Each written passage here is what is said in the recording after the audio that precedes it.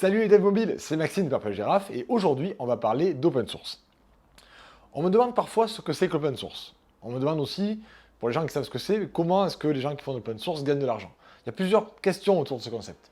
Eh bien on va en parler aujourd'hui. D'abord on va préciser ce que c'est que l'open source et ensuite on va voir les différents modèles économiques qu'il peut y avoir attachés à ce concept. Donc le concept de l'open source, c'est très simple, c'est lorsque vous avez du code source qui est libre, accessible à d'autres personnes.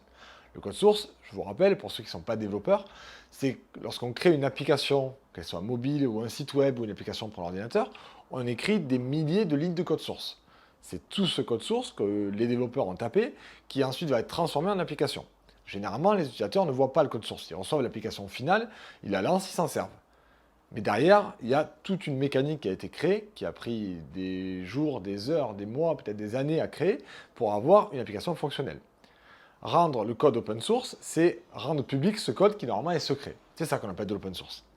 Alors pourquoi est-ce qu'on ferait ça? Mais il y a plusieurs raisons. Déjà, par pur altruisme. Il y a des gens qui ont envie de partager, qui ont passé beaucoup de temps sur un projet pour leur plaisir personnel et qui sont OK pour le partager avec d'autres personnes.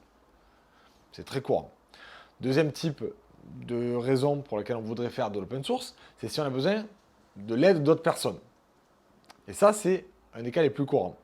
Puisqu'en plus de développer des applications entières en open source, ça arrive, il existe des applications entières qui sont complètement en open source. Par exemple, VLC, le lecteur vidéo avec, vous savez, le code de circulation, c'est une application qui est open source, entièrement. Mais quelque chose qui est plus courant, c'est pas forcément des applications entières open source, ce sont des bibliothèques de fonctions et de classes. Puisque, je vous ai dit, pour créer une application, ça prend des milliers de lignes de code. Et quand on travaille sur plusieurs applications, il y a des fois des points communs. Parmi ces milliers de fichiers de texte, de code source, il y en a certains qui sont communs entre plusieurs applications. Donc ce que font les développeurs, c'est qu'ils créent ce qu'on appelle des bibliothèques. Imaginez par exemple que vous avez besoin de télécharger des données depuis Internet pour les afficher. Ça, c'est quelque chose qui est assez courant. Beaucoup d'applications ont besoin de faire ça. Donc, ça peut valoir le coup de créer une bibliothèque avec tout le code nécessaire pour télécharger des données et les traiter. Et ensuite, dans toutes les applications qui en ont besoin, plutôt que de le recoder, on va importer cette bibliothèque.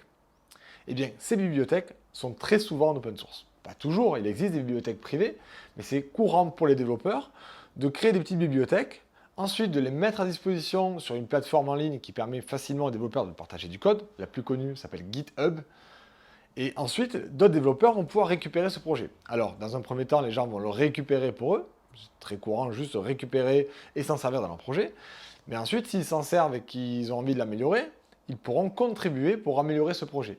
Et cette petite bibliothèque qui a été mise en ligne par un développeur au début peut prendre de l'ampleur et être maintenue par plusieurs développeurs, potentiellement de très grosses équipes qui vont faire évoluer la bibliothèque. C'est un concept qui arrive très souvent chez les développeurs. On partage le travail pour améliorer un bien commun que l'on va pouvoir utiliser ensuite dans plein d'applications. Donc c'est une des raisons principales pour lesquelles on fait de l'open source, ça nous permet d'avoir un projet qui nous donne de la visibilité et qui attire d'autres développeurs qui vont nous aider à l'améliorer.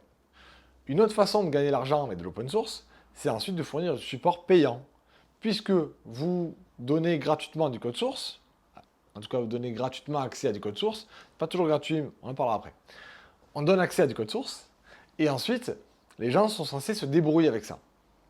Et des fois, c'est assez complexe. Quand on a des grosses bibliothèques de fonctions, s'en servir, ça peut prendre un peu de temps. Donc bien sûr, une des raisons pour lesquelles certains projets ont beaucoup de succès en open source, c'est qu'ils ont une bonne documentation. C'est un minimum. Mais au-delà de ça, on peut aussi avoir besoin de support.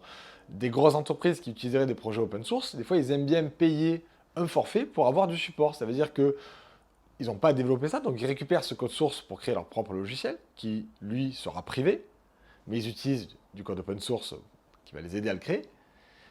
Ils ont accès à la documentation, mais ça peut être rassurant pour eux de payer un forfait, par exemple, je sais pas moi, 500 € par mois, 1000 € par mois, pour avoir un ingénieur qui a contribué à créer ce projet open source, qui soit disponible pour répondre à leurs questions, ou les aider s'ils ont un bug de dernière minute, quelqu'un qui soit dispo pour eux en cas de besoin.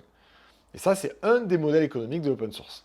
Vous fournissez du code, mais vous proposez des services d'accompagnement pour les gens qui ont les moyens de se les payer. Et à partir de là, il y a plein d'autres variantes.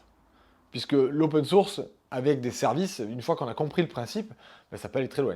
Je prends l'exemple de Discourse. Discourse, c'est un projet open source qui permet de créer des forums. C'est celui que j'utilise pour mon forum. Je suis développeur, je sais m'en servir, donc j'ai pris la version open source, l'accès au code source, la documentation, et je l'ai installé sur mon propre serveur. À aucun moment, ils m'ont demandé de l'argent pour faire ça.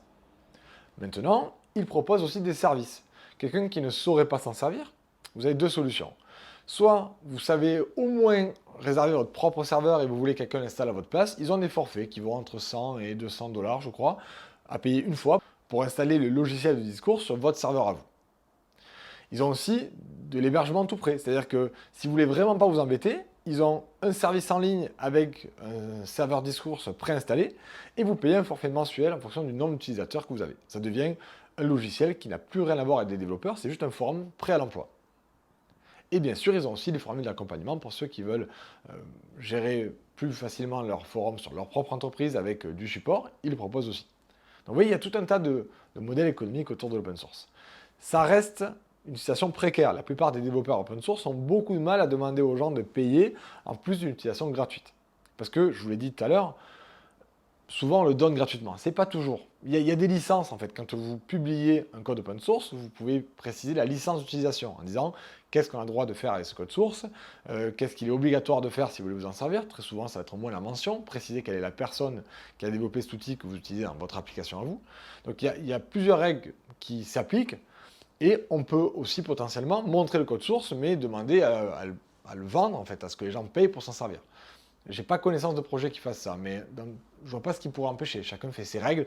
Quand il publie un code source, il peut attacher ses règles avec. Donc voilà, j'espère que vous comprenez un petit peu mieux cette notion d'open source. Je vous en ai déjà parlé dans d'autres vidéos. C'est vraiment important de le comprendre. L'open source, si vous cherchez à vous faire embaucher, c'est un très très très bon moyen de trouver un emploi. Ce que j'avais dit dans la précédente vidéo, c'est que je vous disais comment travailler chez Google, Apple, Microsoft, etc. C'est d'aider sur des projets open source. Je vous ai dit, une des raisons pour lesquelles les entreprises créent des projets open source, c'est des fois avec des raisons économiques, mais c'est aussi pour avoir du support, avoir d'autres personnes qui se servent du projet, mais contribuent au projet. Et malheureusement, il y a très peu de gens qui font ça.